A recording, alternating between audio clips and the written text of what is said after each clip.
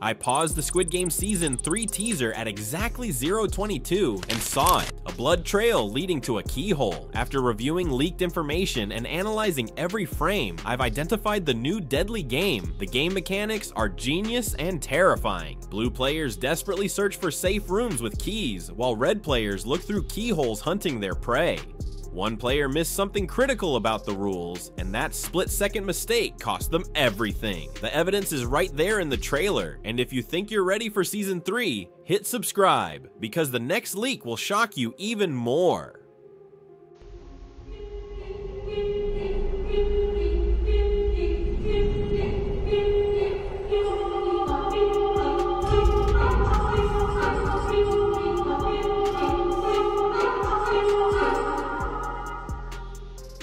The Deadly Maze. Decoding the new red versus blue game Netflix planted a hidden detail in the Season 3 teaser that almost nobody caught. At exactly 0:22, there's a split-second frame showing players divided into red and blue teams. This color coding isn't just for show. It represents a completely new game mechanic that changes everything we thought we knew about Squid Game. The game itself appears simple when you first see it, just two teams facing off like we've seen before. But did you notice the maze-like structure in the background? The walls, the corridors, the doors, they form an intricate labyrinth where these teams will hunt each other down. I rewatched this sequence frame by frame, and the layout is far more complex than anything we've seen in previous seasons. Here's what most viewers completely missed. The teams aren't just divided by color, but by function. The blue team members all clutch small metal objects in their hands, keys. Meanwhile, the red team carries something that glints in the harsh fluorescent lighting, blades. This functional division creates a predator-prey dynamic that's brutal even by Squid Game standards. That blood trail leading to the keyhole? That's not random imagery or artistic direction. It's showing us the core game mechanic. Blue players desperately search for doors they can unlock to find safety, while red players stalk the corridors, hunting them down. The blood trail tells us exactly what happens when a blue player fails to find sanctuary in time. My frame-by-frame analysis revealed something chilling at the 0:24 mark. A red player is caught in perfect clarity, eye pressed against a keyhole, knife gripped tightly in their hand. This visual confirms what several leaked production documents suggested. Red team members are armed with knives and instructed to eliminate blue players. The power imbalance is intentional and brutal. Did you catch the timer displayed in the upper corner of the maze scene? It counts down from 60:00, meaning this deadly game of cat and mouse has a strict time limit. This creates another layer of terror for the blue team. They're not just running from killers, they're racing against the clock to find safety before time expires. The pressure is immense. The teaser also shows us a fatal mistake that will likely drive the narrative tension of this episode. A blue player approaches a door, key extended, but hesitates for just a second too long. Through the keyhole, we glimpse the eye of a red hunter on the other side. This moment of recognition, the blue player realizing they've chosen the wrong door, is captured perfectly. And as we see in the next flash cut, that single error proves lethal. What makes this game truly horrifying isn't just the physical danger, it's the psychological torture. Blue players approach each door knowing it might lead to safety or certain death. They push their keys toward keyholes, never knowing if a knife will suddenly thrust through.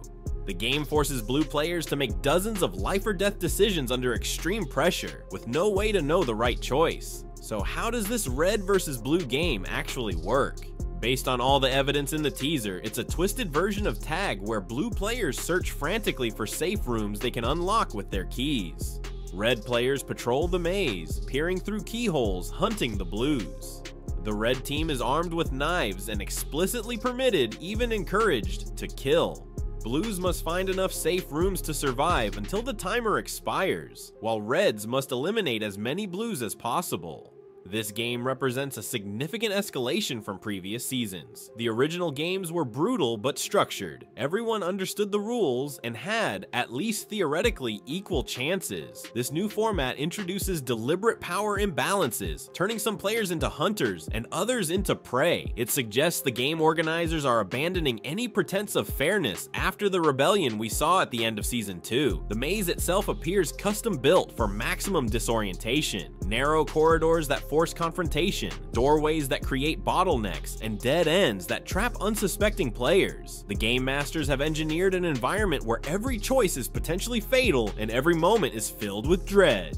Psychological warfare has been turned up to 11. We've seen the physical and mental toll of the games before, but this red versus blue dynamic introduces something new: the moral weight of directly hunting and killing other contestants. Previous games created distance between players' actions and their consequences. Now, red players must actively stalk and murder blues in cold blood. This isn't just a test of survival, it's a test of humanity itself. Number 3, betrayal and survival. The character twists you never saw coming.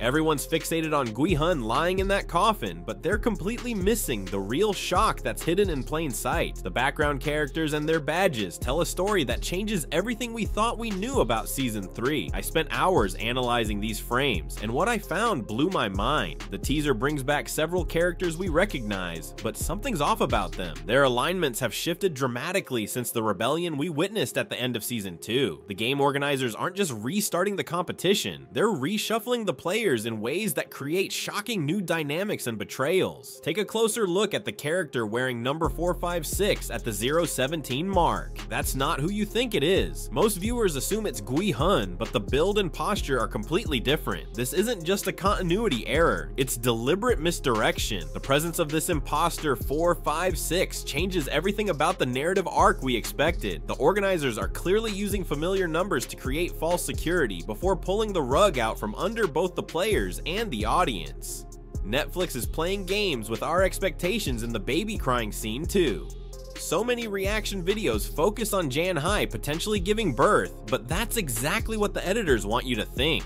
Pay attention to MG Coin's expression in this sequence. Pure devastation. The timing of the baby's cry doesn't match with what we're seeing on screen. This isn't about new life, it's about a devastating loss that will ripple through the entire season. I went through the voting scene frame by frame, and something doesn't add up. The distribution of voters is completely uneven. You can count them yourself. This isn't a standard game vote. The positioning and numbers strongly suggest this happens immediately after the rebellion, not in a new game cycle. The organizers are forcing a decision while the group is still traumatized and divided. It's psychological warfare at its finest. The most telling detail involves Minsu and his blue badge. Remember, he explicitly voted to leave in Season 2. We all saw it. So why is he back wearing a blue competitor badge? His face tells the whole story. That's not the expression of someone who changed his mind. That's pure terror. His return wasn't voluntary, and the badge represents his forced conscription back into a game he thought he'd escaped. The organizers are sending a clear message: no one ever truly leaves. But the most revealing moment hits at 029 when No Owl appears in a completely different uniform. This isn't just a costume change, it represents a total character reversal. She's positioned outside the ventilation system in a scene that makes no sense unless she's undergone a fundamental shift in allegiance. The framing and lighting in this shot intentionally separate her from the other players. The directors are telling us something major has happened with No Yule between seasons.